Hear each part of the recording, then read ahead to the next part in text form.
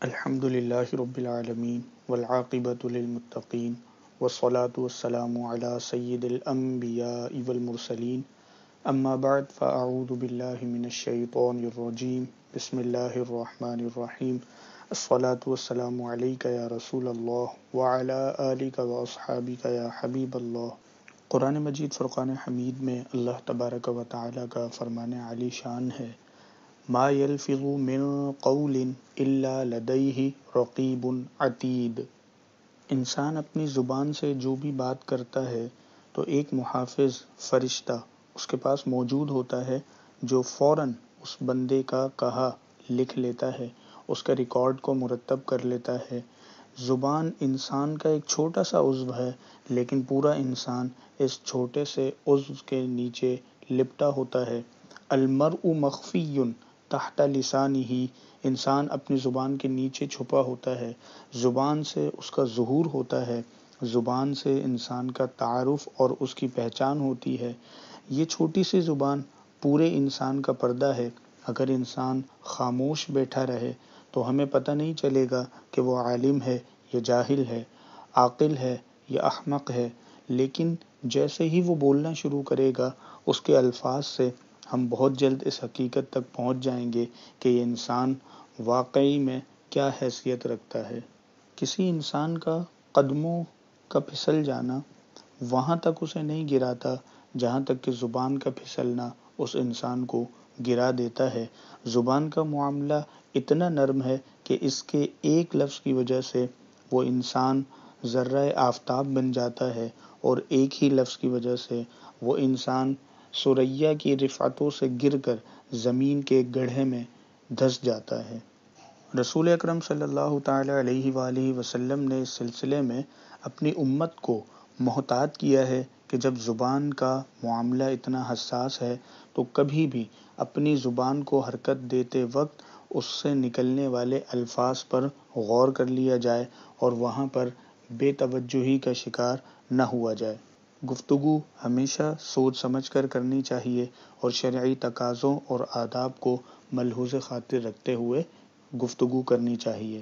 رسول اللہ صلی اللہ علیہ وآلہ وسلم نے زبان کے کردار کو واضح کرتے ہوئے، اسلام میں اس کی حیثیت کو اجاگر کرتے ہوئے ارشاد فرمایا ہے، المسلم من سلم المسلمون من لسانہ ویدہ، یعنی مسلمان وہ ہے کہ جس کی زبان سے اور اس کے ہاتھ سے دوسرا مسلمان محفوظ رہے۔ رسول اللہ صلی اللہ علیہ وآلہ وسلم نے دیگر تمام اعضاء کے مقابلے میں دو کو اہم سمجھا جس کی اذیت مسلمانوں تک زیادہ پہنچتی ہے، ایک اس کی زبان ہے اور دوسرا اس کے ہاتھ ہے، اور ان دونوں میں سے بھی زبان کو مقدم رکھا، یعنی پہلے زبان کا ذکر فرمایا اور اس کے بعد ہاتھ کا ذکر فرمایا کہ من لسانہ و یدہ، کہ مسلمان وہ ہے کہ جس کی زبان اور اس کے ہاتھ سے دوسرے مسلمان محفوظ رہیں۔ نبی پاک صلی اللہ علیہ وآلہ وسلم نے زبان کو ہاتھ پر مقدم فرمایا۔ اس میں کئی حکمتیں ہیں کہ اتنے زیادہ اذیت کے کام ہاتھوں سے نہیں ہوتے کہ جتنے زبان سے ہوتے ہیں، اور اتنی آسانی کے ساتھ ہاتھ دوسرے کو نقصان نہیں پہنچاتا جتنی آسانی سے زبان دوسرے کو اذیت پہنچاتی ہے۔ ہاتھ کو حرکت میں لانے سے ہمیں کچھ نہ کچھ قوت لگانی پڑتی ہے، لیکن زبان کو حرکت میں لانے سے اتنی زیادہ قوت استعمال نہیں ہوتی۔ ہاتھوں سے اگر کسی کو اذیت پہنچانی ہو تو اس کا قریب ہونا ضروری ہے، لیکن زبان سے ہم دور والوں کو بھی اذیت پہنچا سکتے ہیں۔ ہاتھوں سے کسی کو تکلیف پہنچانے کے لیے بعض اوقات ہمیں کسی سامان کی، کسی اسلحے وغیرہ کی ضرورت ہوتی ہے، لیکن زبان سے کسی کو تکلیف پہنچانے کے لیے کسی قسم کے اسلحے کی ضرورت نہیں ہوتی، بلکہ ہمارے الفاظ ہی تیر کا کام کر رہے ہوتے ہیں۔ یہ زبان جہاں کھلتی ہے وہاں دوسروں پر حملہ کرتی ہے اور دوسرا اس کے حملے کا درد محسوس کرتا ہے، اسی وجہ سے اس کا دائرہ بہت وسیع ہے۔ اور یہ دائرہ اتنا وسیع ہے کہ ہاتھ کا تعلق زندہ لوگوں کے ساتھ ہے کہ جو لوگ زندہ ہیں آپ صرف انہیں ہی ہاتھوں سے تکلیف پہنچا سکتے ہیں، جبکہ زبان اتنی وسیع ہے کہ اس کی اذیت ماضی میں گزرے ہوئے لوگوں کو بھی پہنچتی ہے اور آئندہ آنے والے لوگوں کے لیے بھی یہ اذیت کا سبب ہو سکتی ہے۔ اسی لیے نبی پاک صلی اللہ علیہ وآلہ وسلم نے حکمت بھرے انداز سے اس فرمان کو ہمارے لیے واضح کیا ہے کہ زبان کو سنبھالنا کتنا ضروری ہے اور اس کی ہلاکتوں کا دائرہ کتنا وسیع ہے۔ تو کامل ایمان اسی کا قرار پائے گا کہ جو اپنی زبان کو بھی محفوظ رکھتا ہو اور اپنے ہاتھوں کو بھی محفوظ رکھتا ہو۔ زبان اگر حق بات کا اظہار کرے تو فائدہ ہی فائدہ ہوتا ہے، لیکن اگر یہ اپنی افادیت کھو بیٹھے اور مختلف انداز میں منفی طریقہ کار کے مطابق چلے تو اس کے نقصانات دور رس اور مہلک ہوتے ہیں۔ ایک عربی شاعر نے بہت اچھی بات کہی ہے۔ عربی شعر میں وہ کہتا ہے کہ جراحات السنان لہت تیام ولا یلتام ما جرح اللسان، کہ نیزے کے زخم تو مٹ جاتے ہیں لیکن زبان کے زخم نہیں مٹتے۔ تو جب بھی یہ زبان بیجا چلتی ہے تو کسی کی پگڑی اچھالتی ہے، کسی کی عزت کو تار تار کرتی ہے، اور اس کے زخم وہ نسلوں تک یاد رکھے جاتے ہیں اور یہ زخم کبھی بھی بھرنے نہیں پاتے۔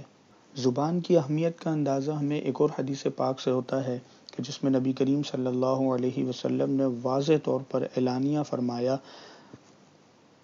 کہ جو شخص مجھے اپنے 2 اعضاء کی ضمانت دے گا تو میں اسے جنت کی ضمانت دیتا ہوں۔ اور وہ 2 چیزیں کون سی ہے؟ ایک چیز وہ جو 2 جبڑوں کے درمیان ہے، یعنی کہ اس کی زبان، اور نمبر 2 شرمگاہ۔ نبی پاک صلی اللہ علیہ وسلم نے ارشاد فرمایا کہ جو شخص مجھے دنیا میں ان 2 چیزوں کی حفاظت کی ضمانت دے دے تو میں دنیا ہی میں اسے جنت کی ضمانت دیتا ہوں۔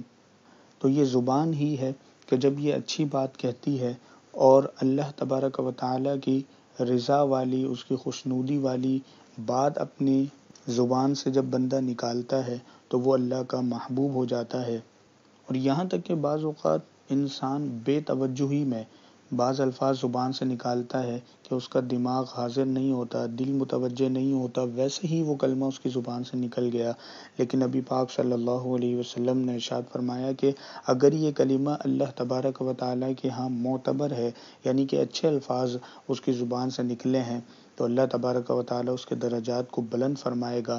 اور دوسری طرف جب یہی بندہ زبان چلاتے وقت ایسے الفاظ بولے کہ جو کہ اللہ تبارک و تعالیٰ کی ناراضگی کا سبب بنے تو یہ بندہ اس ایک لفظ کی وجہ سے جہنم میں جا سکتا ہے۔ تو دیکھیے زبان کا کتنا بڑا مرکزی کردار ہے اور یہ کتنا بڑا اس کا عمل دخل ہے ہمارے اعمال میں، کہ ایک شخص جہنمی تھا، جہنم کا ایندھن تھا، وہ ذرہ برابر بھی نہ تھا بلکہ اس سے بھی بدتر تھا، ادنا تھا، لیکن جب اس نے زبان سے اچھے کلمات کہے، اس نے خدا کی وحدانیت کا اقرار کیا، رسول اللہ صلی اللہ علیہ وسلم کی رسالت کا اقرار کیا، زبان سے یہ کلمات کہے اشہد ان لا الہ الا اللہ و اشہد ان محمدًا عبدہ و رسولہ، جب اس نے یہ الفاظ کہہ دیے اور دل میں تصدیق بھی تھی، زبان میں اقرار بھی تھا، تو اب وہ کانٹا نہیں رہا بلکہ گلاب بن گیا، اب وہ ذرہ نہیں رہا بلکہ آفتاب بن گیا۔ اور دوسری طرف جب انسان اپنی زبان سے کوئی کلمہ کفر بک دے، معاذ اللہ کفر کہہ دے، تو وہیں بیٹھا بیٹھا جہنمی بن جاتا ہے۔ جو پہلے جنت کے بالا خانوں کا مہمان بننے والا تھا وہ اب جہنم کے گڑھوں کا اسیر بن جاتا ہے۔ تو بہتری اسی میں ہے کہ اپنی زبان کی حفاظت کی جائے اور شرعی آداب اور تقاضوں کو ملحوظ خاطر رکھتے ہوئے زبان سے کلمات ادا کیے جائیں۔ آداب میں کیا کیا باتیں شامل ہیں؟ نمبر 1، زبان کو جھوٹ سے بچانا۔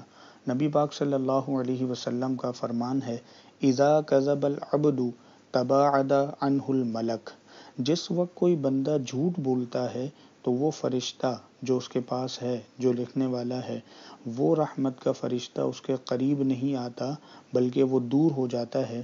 کتنا دور ہو جاتا ہے؟ میلن، 1 میل دور چلا جاتا ہے۔ کس وجہ سے چلا جاتا ہے؟ فرمایا من نتن ما جاء بہ، اس وجہ سے کہ اس کے جھوٹ بولنے کی وجہ سے اس کے منہ سے ایسی بدبو آتی ہے کہ وہ فرشتہ اس کے قریب نہیں ٹھہرتا بلکہ وہ اس سے 1 میل دور کے فاصلے پر چلا جاتا ہے۔ تو دیکھیے کہ یہ کتنا بڑا جرم ہے کہ انسان کا منہ بظاہر تو صاف ستھرا ہوتا ہے لیکن باطنی طور پر، روحانی طور پر اگر وہ جب منہ سے، زبان سے جھوٹ بولتا ہے تو اس کی بدبو سے فرشتہ 1 میل دور چلا جاتا ہے۔ اسی طرح اس کا دوسرا ادب یہ ہے کہ اسے غیبت سے بچایا جائے۔ اللہ تبارک و تعالیٰ کا فرمان ہے لا یغتب بعضکم بعضا، تم میں سے بعض کی غیبت نہ کریں، یعنی کہ آپس میں ایک دوسرے کی غیبت نہ کرو۔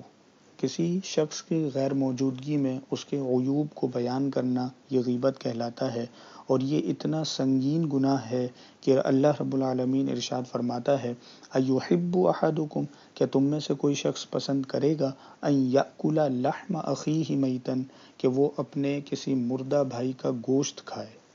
تو غیبت کرنا گویا کہ اپنے مردہ بھائی کا گوشت کھانا ہے، اور جب ہم میں سے یقیناً کسی کی بھی طبیعت نہیں کرے گی کہ وہ اپنے کسی مردہ بھائی کا گوشت کھائے، تو یہ اس کی سنگینی بیان ہو رہی ہے کہ یہ اتنا سخت گناہ ہے کہ اس سے ہمیں دور رہنا چاہیے، بچنا چاہیے۔ مزید اس کے آداب میں یہ شامل ہیں کہ کسی کو گالی نہ دیں، کسی کا مذاق نہ اڑائیں، برے ناموں سے نہ پکاریں۔